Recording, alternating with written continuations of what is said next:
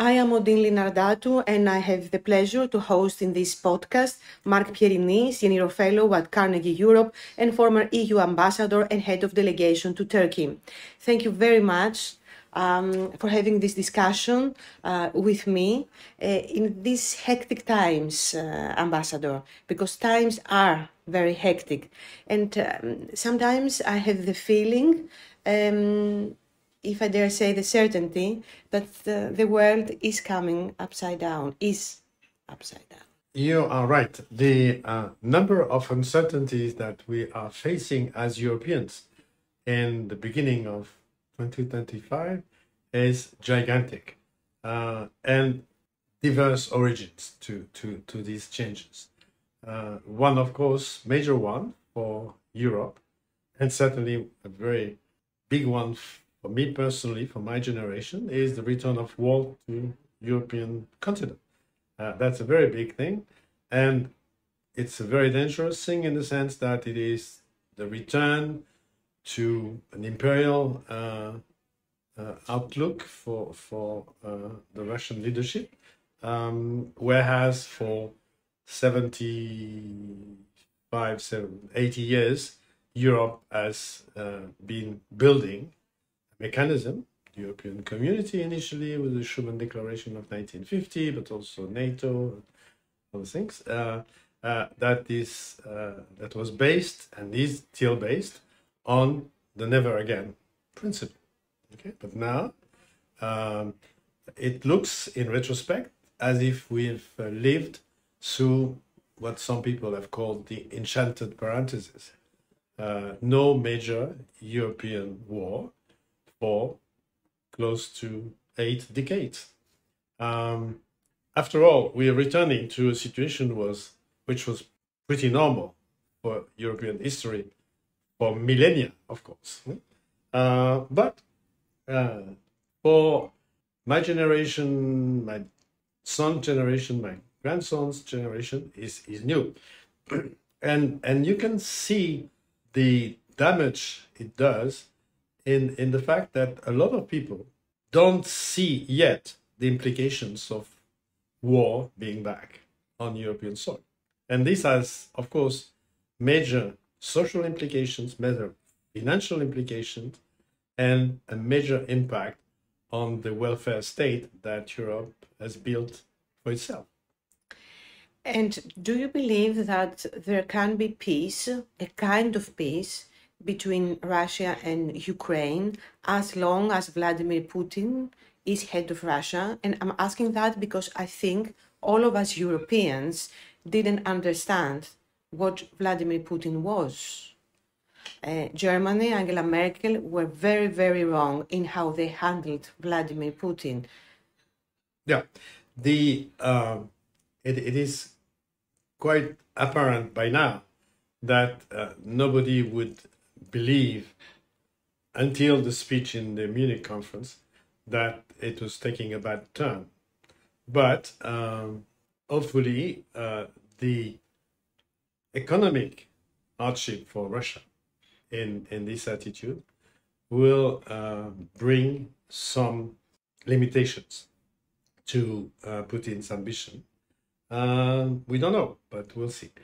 The novelty is that now you have, as of January 20, a new US president who claimed that he wants to solve, to close this war, at least through a ceasefire, in no time at all. It will take some time, obviously, but as his stated ambitions are, he will probably make a lot of efforts to get it stopped.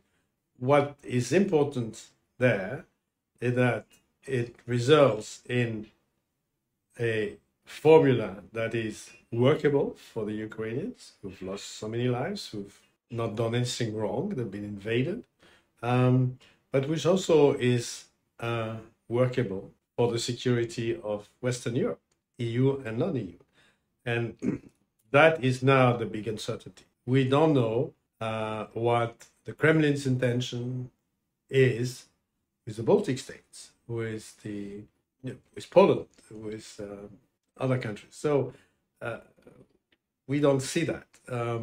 It is true that Russia has suffered a number of setbacks in this war, in no small part because of the ingenuity and courage of the Ukrainians. But we're faced with something that is very different from Western Europe, is that losing people in a war seems to have no importance for Russia. You can lose 1,000, 10,000 more, it doesn't matter. And of course, we also have to realize that Russia runs on oil and gas and minerals. That is Putin's view. No big industry other than defense and space has been developed. So he considers that there is huge territory, huge underground resources, and that will fuel the war as long as he decides. It's not exactly like this, but it may change. Well, what can the EU do? What do you think that the European Union has a plan for next day, for the war in Europe and even for the Middle East? But I will not go now to the Middle East because let's say what she can do for the Russian and Ukrainian war. And I'm asking that because we see France has a lot of problems. Germany goes to early elections, so everything is very worrisome. UK is not a member of the EU now. Well, you're right that we have an accumulation of problems on our own side. Brexit and the consequences, the fact that the two largest member states are in different ways in going through a sort of crisis. We also have another phenomenon, which is in Central Europe, Hungary, the Czech Republic, and others, very closely monitored and influenced by Russia, and therefore taking a different stand than the majority of EU member states, which in itself is a problem. So far, the EU has supported financially Ukraine in a very big way, assuming that we will have a ceasefire at one point. We will need to see what is missing in order for the European Union or a wider European architecture that would include Ukraine, not only Ukraine and Moldova, but the United Kingdom, what kind of wider architecture would be able to give the necessary guarantees for the safety of and stability of Ukraine, Moldova, and Western Europe as well. And that is, at this point in time, January 2025, a very big question mark. Well, Donald Trump with Elon Musk have made some very big statements about countries, about annexing Canada or or buying, I don't know, Panama or Greenland. So do you take all that for granted? Because sometimes we tend not to believe what people say because we think that it's unbelievable. But well, yes, it was largely thought to be unbelievable because what you heard immediately after the November 5th election was some kind of standard stuff. We'll start slashing tariffs on imports from the EU. Okay. We'll move out of the Paris Agreement on climate. These are fairly standard things in transatlantic relations, and you've seen it before. Trump won, went out of the Paris Agreement. Biden went back in. Trade wars with, champagne in the streets and, wheat and steel and so on. This, in a way, was almost a tradition. Now we're in a different world. You have a close associated to the president, somebody who's funded his campaign, saying clearly that he wants the German extreme right to win and that Germany will be better off. But who are you? And says other things about the UK and God knows what else in France when they'll have elections in 2 years' time. So this is completely new. It's also coming at the same time as a sort of geographical ambition. You mentioned it, Panama, Canada, Greenland. And it's also coming, at least from Elon Musk, with a direct challenge to some of the European legislation, in particular the Digital Service Act, which is the European way to regulate social media. And all of these things were not even imagined back in November, but that is just over 2 months, and we've seen a different world developing.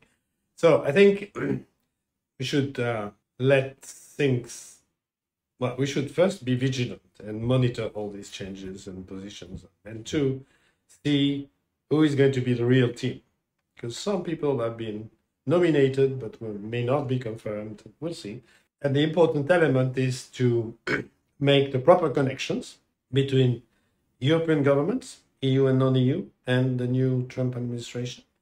And at least from the EU, perhaps EU plus UK or whatever, issue clearly in February, in March, what the red lines are. Not, imagine red lines, but red lines that can be activated, because of the Digital Service Act, because of the trade defense tools that we have and so on, and saying, well, we're ready to cooperate with you, but there are things that are intangible.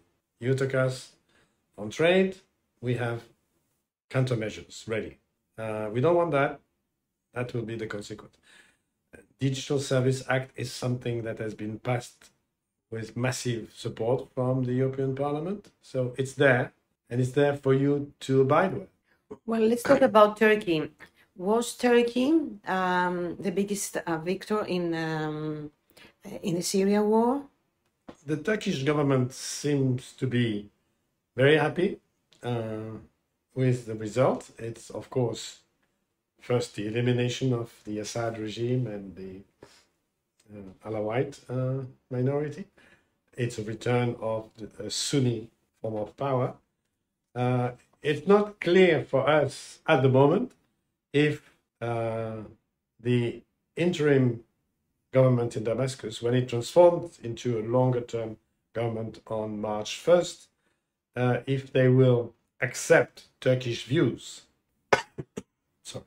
And not clear at all if the permanent government of Syria will accept a permanent presence, military and civilian, of Turkey in the northern provinces.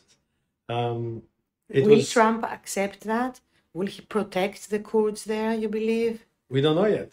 We don't know. We know why the US and a few others are there, which is to fight the remnants of Islamic State.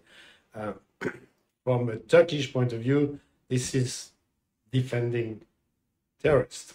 Divergence of opinion there. It will take a while to see how this works. We'll see also how inclusive the next Syrian government will be. On paper, the statements are perfect. We have diverse nations, diverse ethnicities, diverse religions. We should all be united, one Syria, one people, etc. That's a fine statement. But as long as it remains just a statement, it's not going to satisfy a lot of people in Syrian citizenship. So we need to see how they translate these principles into realities. We need to have our governments, EU institutions, keep talking to them, possibly even help them.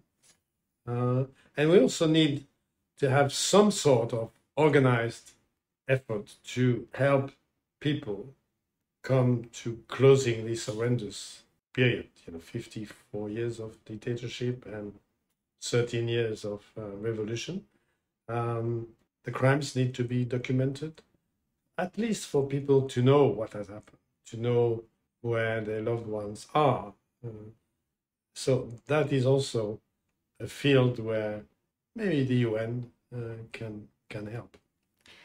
Well, how do you think that the US-Turkish relations are going to evolve? And I'm asking that because in the past with Donald Trump. We know that Donald Trump and Recep Tayyip Erdogan, they had chemistry between them for different reasons, but their relations was also bumpy because of the S-300 and what happened. So now do you think that there's going to be a honeymoon between Washington and Ankara, or the relation is going to be bumpy again? Well, during the first Trump administration, there were good times and bad times. At one point, if I remember correctly, Trump said, "I can destroy your economy in 24 hours." And that was about Pastor Brunson, one-person issue. We don't know yet. I think the main obstacle between Turkey and the US remains the S-400 missiles, and the fact that Turkey has not passed sanctions against Russia and has also cooperated in helping Russia circumvent the sanctions. So this will be discussed. It will take a while, several months probably. Of course, the Turkish ambition is to be reintegrated into the F-35 program, which is both an issue of procurement of new aircraft, the best aircraft in the current inventory in Western countries, and the industrial side, where Turkish aerospace industries were getting a big share of the production process. Difficult to know today whether this will happen or not. It's part of these dozens of uncertainties that we have in front of us. Well, and what about Greek-Turkish relations? We seem not to be able, at this point at least, to solve our differences, but do you think that it's good that we are talking with each other and that we should continue talking? It is excellent that channels of communication have been installed, and it's even more important today than 2 years ago. Communicating at various levels, not the top level, but below, on a permanent basis is essential. And remember that between the US and Russia, for a long time, still nowadays between the US and China, you have a direct line between chief of military staff, in case of a big emergency. So in different proportions, a similar arrangement is important. It is important to multiply these connections. It is important to talk all the time.